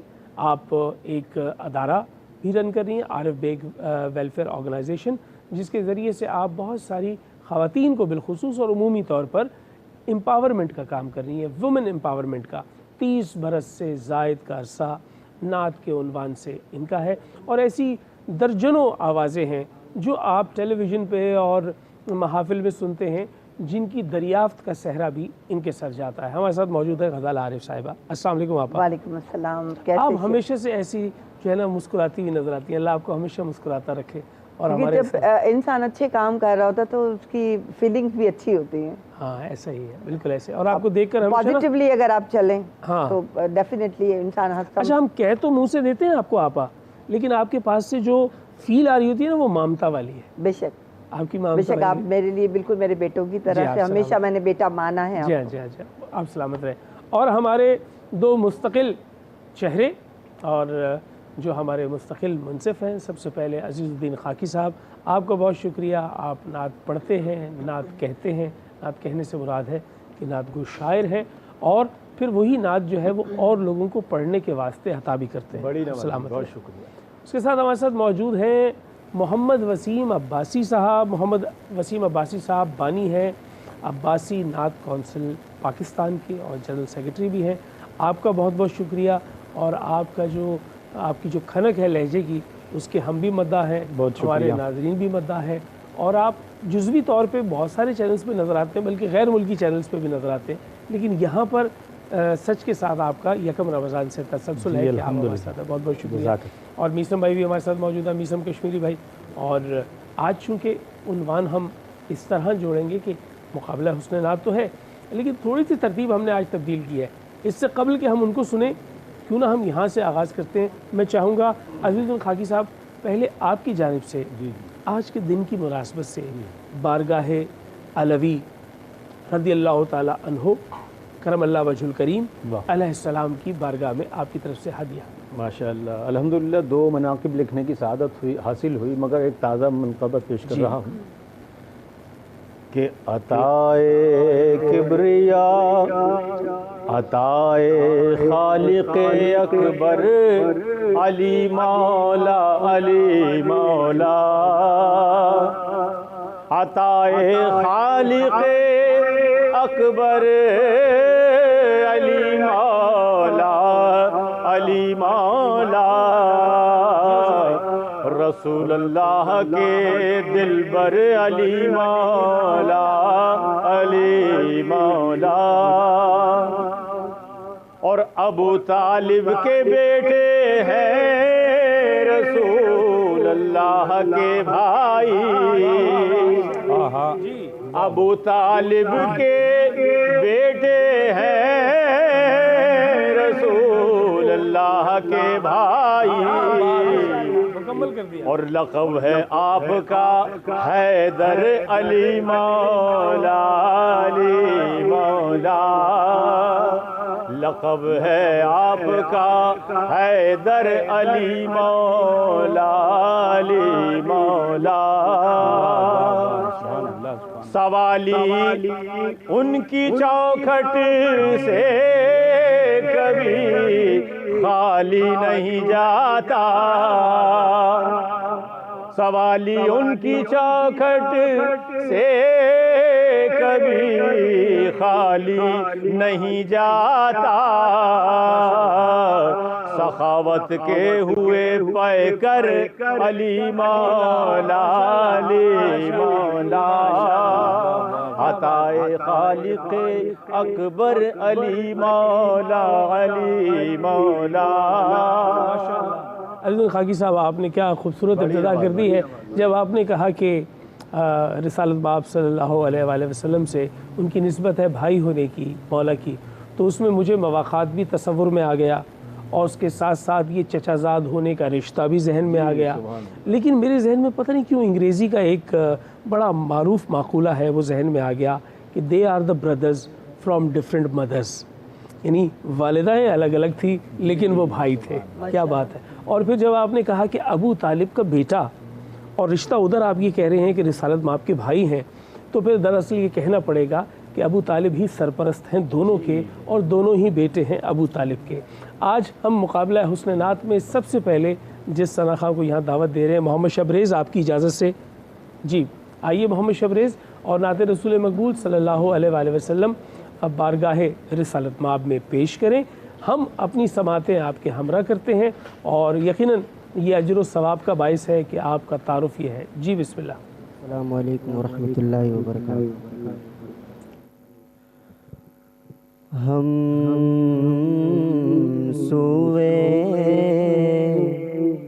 حشر چلے گے، شہ ابرار کے ساتھ قافلہ ہوگا رواں، قافلہ سالار کے ساتھ، ہم سوئے حشر چلیں گے، رہ گئے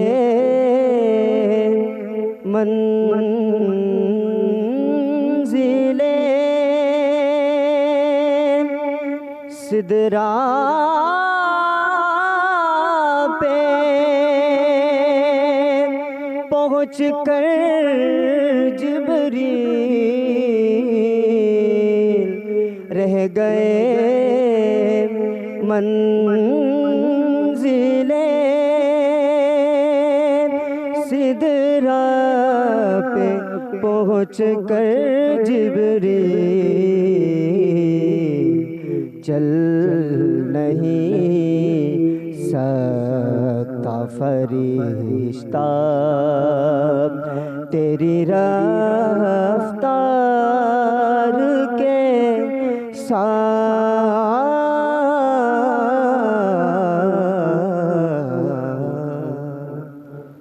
ماشاء اللہ۔ اور اس کے بعد عظمت اللہ خان ہمارے ساتھ موجود ہیں، ایک استائی ایک انترے کا جو ہے وہ قاعدہ ہے۔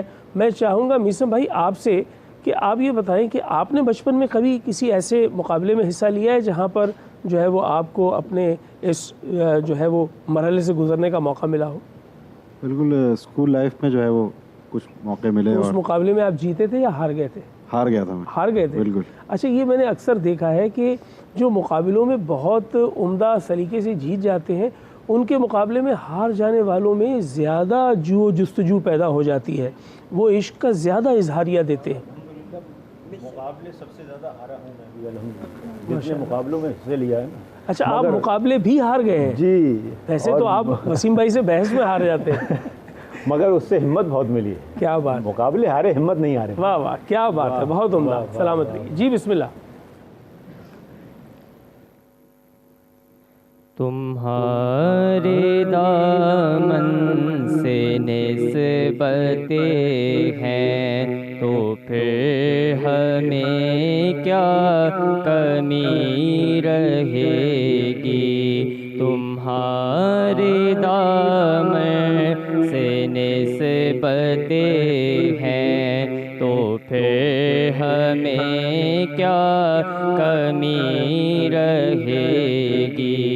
بھری ہے تم نے ہماری جھولی، بھری ہوئی ہے بھری رہے گی.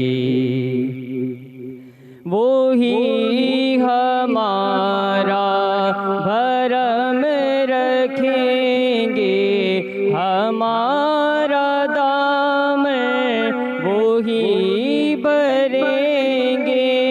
وہی ہمارا بھرم رکھیں گے، ہمارا دامن وہی بھریں گے، ہمارا دامن وہی بھریں گے. انہی سے وابستگی ہے اپنی، انہی سے وابستگی رہے گی. انہی سے وابستگی ہے اپنی، انہی سے وابستگی رہے گی. اگلی کنٹسٹنٹ ہے ہماری امیمہ شہزاد. آئیے. اور میں وسیم بھائی آپ سے جاننا چاہوں گا، یہ عباسی نعت کونسل پاکستان جو ہے، کیا وہ بھی اس طرح کے مقابلے کا انعقاد کرتے ہیں؟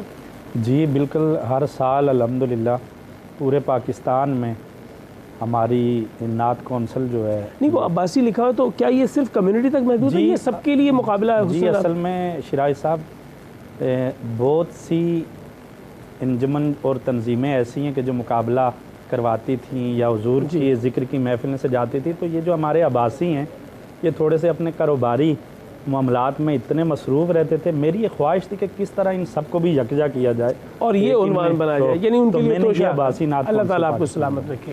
جی بسم اللہ. میری جانب بھی ہو ایک نگاہ کرم، اے شفیع. کی آواز مقابلہ حسن نعت جاری ہے. مرحبا سحر میں کچھ دیر کے بعد دوبارہ ملاقات ہوتی ہے. مختصر سا وقفہ. مرحبا رمضان، مرحبا رمضان، مرحبا رمضان، مرحبا رمضان. مرحبا سحر میں مرحبا ناظرین. اور اب ہم اگلے مرحلے کی جو ہمارا منطقی انجام ہے اس کے قریب آ چکے ہیں کہ کون بنے گا سچ کی آواز. کوارٹر فائنل ہو رہا ہے. اگلی آواز ہمارے ساتھ عبدالرشید موجود ہیں. میں چاہوں گا بسم اللہ کلام پڑھیے.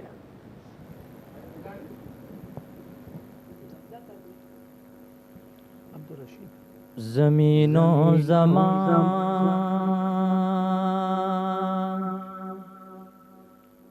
تمہارے لیے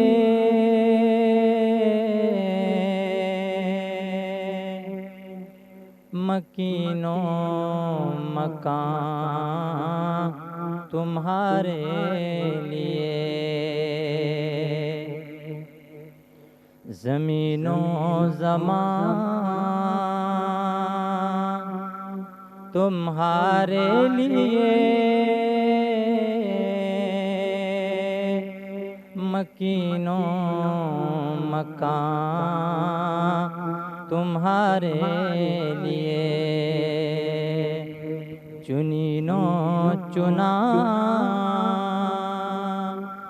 تمہارے لیے، بنے دو جہاں تمہارے لیے، چنین و چنا تمہارے لیے، بنے دو جہاں تمہارے لیے، دہن میں زبان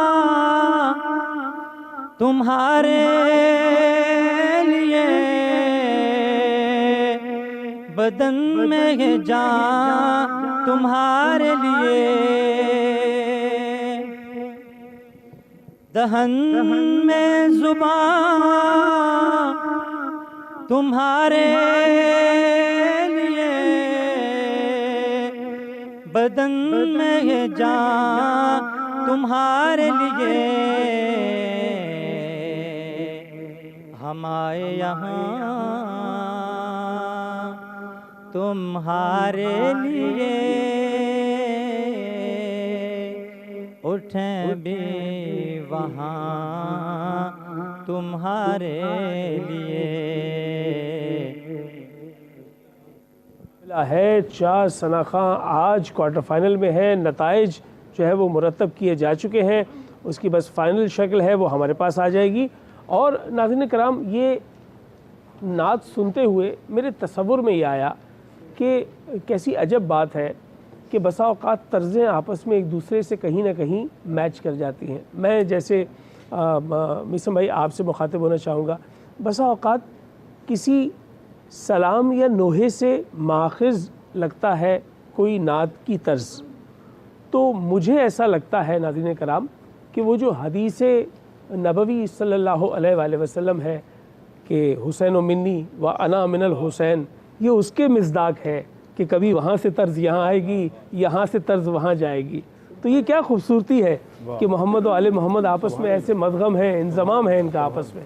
اور پھر اس کے بعد یہ ہے کہ یہ ضرور چاہوں گا کہ ان تمام طرز ترتیب دینے والوں سے، ان ثنا خانوں سے کہ جو اپنے ہاں نعت کا جو ہے وہ اہتمام کرتے ہیں اور اس کی تدوین و تزئین کرتے ہیں، کہ خدارا ایسی طرزوں سے اجتناب کیجئے کہ جن طرزوں سے اس نعت کی بجائے کسی اور جانب آپ کے دماغ کی رو بہہ جائے۔ تو اس سے میں سمجھتا ہوں کہ یہ نعت کی حجب شمار ہوگی کہ آپ کا ذہن کہیں اور چلا جائے اتنے عالی مقام کلام کو چھوڑ کر۔ دوسری بات جو بڑی اہم ہے وہ یہ ہے کہ میں یہ دیکھ رہا تھا کہ نعت کا عنوان ہے آج مولا مشکل کشا شیر خدا حضرت علی رضی اللہ تعالی عنہ کرم اللہ وجہ الکریم علیہ السلام کا یوم ہے اور یوم شہادت ہے۔ اس اعتبار سے جب ہم منقبت یا سلام کی جانب بڑھیں گے تو ایسا لگ رہا ہے کہ جیسے علی ابن ابی طالب نے تمام حیات رسول اللہ صلی اللہ علیہ وآلہ وسلم کا پروٹوکول قائم کیا ہے، آج رسول اللہ کی نعت اس منقبت اور سلام کا پروٹوکول بنا رہی ہے، جیسے اس کا بدل دیا جا رہا ہے۔ اور کیوں نہ جانے میرے ذہن میں یہ خیال آ رہا ہے، پھر عباسی بھائی کی جانب بڑھوں گا، کہ کائنات کی ساری عظمتیں رفتیں، تمام عظمتیں اور رفتیں نالین رسول کے تلے ہیں۔ تمام رفتیں اور عظمتیں نالین رسول صلی اللہ علیہ وآلہ وسلم کے تلے ہیں، اور اس نالین پر آپ سرکار کا پیر ہے، پیر کے اوپر ٹخنا ہے، ٹخنے کے اوپر پنڈلی ہے، پنڈلی کے اوپر گھٹنا ہے، گھٹنے کے اوپر شکم ہے، شکم کے اوپر سینہ ہے، سینے کے اوپر شانہ ہے، اور شانے پہ علی ابن ابی طالب سوار ہے۔ بسم اللہ۔ مرحب دو نیم ہے سر مقتل پڑا ہوا، مرحب دو نیم ہے سر مقتل پڑا ہوا، اٹھنے کا اب نہیں کہ یہ مارا علی کا ہے، اٹھنے کا اب نہیں کہ یہ مارا علی کا ہے، تم دخل دے رہے ہو عقیدت کے باب میں، تم دخل دے رہے ہو عقیدت کے باب میں، دیکھو معاملہ یہ ہمارا علی کا ہے، دیکھو معاملہ یہ ہمارا علی کا ہے، دیکھو معاملہ یہ ہمارا علی کا ہے۔ کیا کہنے ماشاءاللہ۔ اور آپ تینوں منصفین ذی وقار کی اجازت سے میں نتیجہ سنانے جا رہا ہوں، لیکن اس سے پہلے میں آپ سے جاننا چاہوں گا، اور آئی ایف بی میں یقیناً میں پینل سے بھی رابطہ کر رہا ہوں اوپر، کہ مجھے یہ بتلا دیجیے کہ آج کے مقابلے میں کتنے کامیاب ہیں جو آگے جائیں گے؟ وہ جو ایک ہے جس نے اگلے مقابلے میں حصہ لینا ہے، آج کوارٹر فائنل سے جیت کر اس خوش نصیب کا نام بتلاتے ہوئے میں بے انتہا خوشی محسوس کر رہا ہوں۔ میں سب سے پہلے چاہوں گا کہ وہی آ کر سامنے کھڑے ہوں، اور جن کے نمبر تینوں ججز کے مطابق سب سے زائد ہیں۔ ایک جج نے مکمل نمبر دیے، ایک جج نے بہت زیادہ نمبر دیے، اور تیسرے جج نے بھی زیادہ نمبر دیے۔ محمد شبریز، آئیے، آپ آج کے مقابلے کے فاتح ہیں، اور یہ فتح اتنی بڑی فتح ہے کہ آپ نے نعت کے عنوان سے فتح حاصل کی ہے۔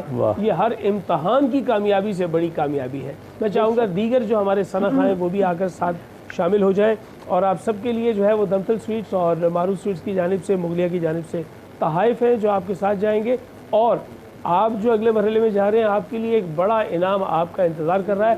عمار رائل سٹی کی جانب سے 80 گز کا رہائشی پلاٹ جو ہم ثنا کے اس مقابلے میں جیتنے والے کو دیں گے۔ تو جناب آپ کا بہت بہت شکریہ، آپ کے لیے بہت ساری دعائیں۔ آپا، میں آپ سے جاننا چاہوں گا یہ امپاورمنٹ ہوتی کیا ہے؟ کیسے کسی کو مضبوط بنا جائے، وہ اپنے پیروں پہ کھڑا ہو جائے؟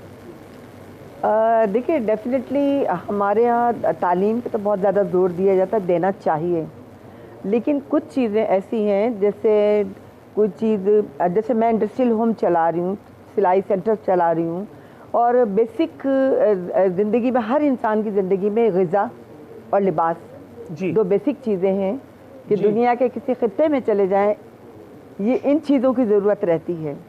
اور سلائی سیکھنے کے لیے ضروری نہیں کہ بہت زیادہ ایجوکیشن ہو، جی بالکل، کم ایجوکیشن میں بھی وہ جو ہے ہنر سیکھ لیتی ہیں، خواتین بھی اور لڑکے بھی اور لڑکیاں بھی۔ بلا شبہ یہ بہت بڑا کام ہے کہ امپاورمنٹ کی جائے۔ اب یہ جو پیروں پہ کھڑا کرنا ہے یہ دراصل ایک رزق حلال کی طرف۔ بھائی اگر آپ کسی کو ایک دفعہ کچھ دیں گے اور وہ اس سے اپنی گزر بسر کر لے گا تو اس کا ہاتھ پھر پھیلے گا۔ جیسے حضرت علی کرم اللہ وجہ الکریم سے کسی نے آ کر کہا کہ عدی بن حاتم شہر میں آیا ہے، یہ حاتم تائی کا بیٹا ہے، آپ کو معلوم ہے کہ حاتم تائی کون ہے؟ مولانا نے کہا کون ہے؟ سنا ہے وہ سخی تھا۔ کیسا سخی تھا؟ بولا ایسا سخی تھا کہ اس کے دربار میں 12 در تھے، 12 در تھے، اور ہر در سے ایک ہی آدمی اگر بار بار بھی آتا رہے تو وہ کچھ نہ کچھ عطا کرتا رہتا تھا۔ ایسے موقع پہ علی المرتضیٰ نے مسکرا کر کہا میں اسے سخی نہیں مانتا، سخی میرے آقا ہیں، سخی میرے آقا ہیں، کہ ایک دفعہ جو ان کے در پہ آ جائے پھر کسی در پہ جانے کی ضرورت نہیں رہتی۔ ایسا دیتے کیوں ہو کہ دوبارہ جانا پڑے؟ اتنا کم کیوں دیتے ہو؟ یہ ہے امپاورمنٹ جو علی ابن ابی طالب کی جانب سے پیغام کی صورت میں ملی۔ جی ہاں بالکل۔ اور ناظرین کرام، آج مولا کے عنوان سے جب ہم گفتگو کر رہے ہیں تو روایت ہے، حدیث نبوی صلی اللہ علیہ وآلہ وسلم ہے، قال رسول اللہ کے رسول فرماتے ہیں کہ علی کا ذکر عبادت، علی کا چہرہ دیکھنا عبادت۔ اور آج ہم چہرہ تو چشم تصور میں یقیناً بسا کر منقبت پڑھتے ہیں، سلام پڑھتے ہیں، لیکن ذکر کر کے ہم یقیناً عبادت کما رہے ہیں۔ میں چاہوں گا میثم بھائی آپ کی جانب سے منقبت کے لیے اشعار۔ مدح حیدر نہ کروں مجھ کو حذر کس کا ہے، مدح حیدر نہ کروں مجھ کو حذر کس کا ہے، کہ کیوں نہ حق بات کروں مجھ کو خطر کس کا ہے، اور جس پہ رضوان جنا آیا ہو درزی بن کر، جس پہ رضوان جنا آیا ہو درزی بن کر، ایسا زہرا کے سوا دوسرا در کس کا ہے، مدح حیدر نہ کروں مجھ کو حذر کس کا ہے۔ باندھا اور خاتون جنت سیدہ فاطمہ زہرا سلام اللہ علیہا کی جو ہے وہ اس میں بابرکت کے ساتھ ہم چاہیں گے کہ جو خواتین کی جو ایک مثال ہے، جو ایک اوج با کمال ہے، جو خاتون جنت کی حیثیت سے تمام پاکیزہ عورتوں کی سردار ہے، میں چاہوں گا کہ ان کو بھی ہم جو ہے وہ اس عنوان سے یاد کر رہے ہیں کہ آج بی بی کے پاس مولا جا رہے ہیں۔ یہ وہ عنوان ہے کہ رسالت مآب صلی اللہ علیہ وآلہ وسلم کی رحلت کے بعد اور جناب سیدہ کی رحلت کے بعد دو مونس و ہمدرد جو اب علی ابن ابی طالب کی حیات میں نہیں رہے، یہ خون کے آنسو ضرور رلاتے ہیں اس مولا کو کہ جب جب وہ اپنے مقابل دیکھتے ہیں ان منافقین کو جو ان سے لڑنے کے لیے آمادہ ہیں، اس سبب سے کہ وہ عدل کرتے ہیں، اس سبب سے کہ وہ انصاف کرتے ہیں، اس سبب سے کہ وہ رسالت مآب کے دیے ہوئے تصور پر حکومت کو قائم کرتے ہیں۔ آج ہم سلام اور نوحی کی بنیاد پر ہم یاد کریں گے جناب امیر کو، اور میں پرسہ دیتا ہوں قائم آل محمد علیہ الصلوۃ والسلام کی بارگاہ میں، بالخصوص اور بالعموم تمام اوصیاء، اولیاء، آئمہ اور انبیاء کی بارگاہ میں کہ انبیاء کا وارث آج اس دنیا سے رخصت ہو رہا ہے۔ 1402 برس قبل مسجد کوفہ میں شہید ہونے والے علی ابن ابی طالب کے لیے سلام۔ نوحہ گناہ زینب مزتر علی کے بعد، کوہرام ہے مچا ہوا گھر گھر علی کے بعد، بیوائیں اور یتیم رہے انتظار میں، بیوائیں اور یتیم رہے انتظار میں، اتنے غریب بیٹھے تھے در پر علی کے بعد، زینب کی زندگی میں نہ آئی کوئی خوشی، زینب کی زندگی میں نہ آئی کوئی خوشی، بگڑا کچھ اس طرح سے مقدر علی کے بعد، نوحہ گناہ زینب مستر علی کے بعد، مرحبا رمضان، مرحبا رمضان، مرحبا رمضان، مرحبا رمضان۔ مرحبا سحر میں میں آپ کا میزبان آپ کے ساتھ ابھی مقابلہ حسن نعت ہوا اور پھر ہم نے منقبت کا سفر کیا۔ ناظرین کرام، کراچی اس کے مضافات میں لاہور، اسلام آباد، کوئٹہ، پشاور، ہر شہر میں اپنے اپنے وقت کے مطابق سب نے روزے اختیار کیے۔ اب یہ جو روزہ اختیار کرنا ہے یہ دراصل روزے کی ابتدا ہے، اور پھر اس کو انتہا تک آپ نے لے کے جانا ہے، مغرب تک، اور پھر روزہ مکمل کرنا ہے۔ یہ روزہ کیسا ہے جو مکمل تو ہوا لیکن اس میں لہو شامل ہوا؟ یہ علی ابن ابی طالب کا شاید آخری روزہ ہے۔ آج یوم شہادت مولا علی کے عنوان سے ہمارے ساتھ میسم موجود ہیں۔ میں چاہوں گا کہ سب سے پہلے جب میں سلام کے لیے ان کی جانب بڑھوں تو میں یہ ضرور بتا دوں کہ یہ مسجد کوفہ دراصل مسجد نبوی کا پرتو ہے۔ وہاں محمد عربی تھے قائد، یہاں علی ابن ابی طالب قائد ہے۔ یہ خلیفۃ المسلمین ہے، وصی رسول ہے، اور یہ ضربت جو آج سے 2 روز پہلے لگی، دراصل یہ ضربت جو ہے اس ضربت کا جواب ہے جو ضربت ثقلین ہے۔ علی ابن ابی طالب نے اسلام کے عروج کے لیے جتنا میدان کارزار میں وقت دیا، یہ اسی کا بدل تھا کہ اپنی گردن پر یہ بوجھ اٹھایا۔ میں چاہوں گا آپ سے کہ سلام کے چند اشعار ہوں کہ یہ روزہ دار کیسے کوفہ کی مسجد سے رخصت ہو رہا ہے۔ مسجد سے خون میں ڈوب کے آئے ہیں مرتضیٰ، کوہرام ہے بپا،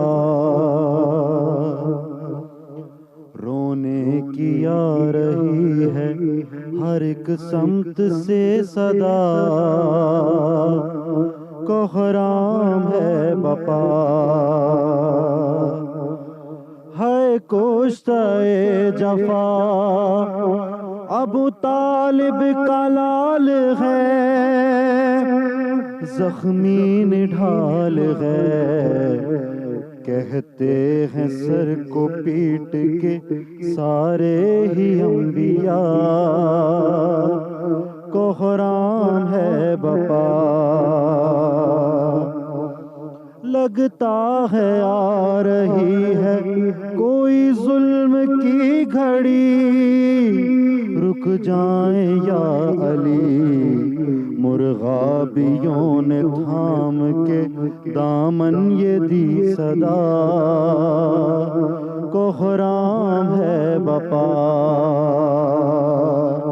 اور مولائے دو جہاں کو عبادت گزار کو، دلدل سوار کو ہے قتل کر دیا بن ملجم نے بے خطا،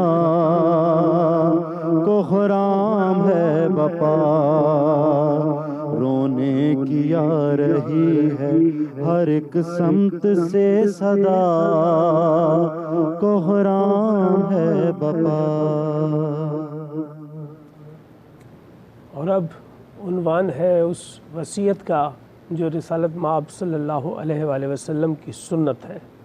وصیت علی ابن ابی طالب کی، سب کے لیے سب ذمہ داریاں بانٹ دی گئی، کس نے میرے بعد کیا ذمہ داری انجام دینی ہے۔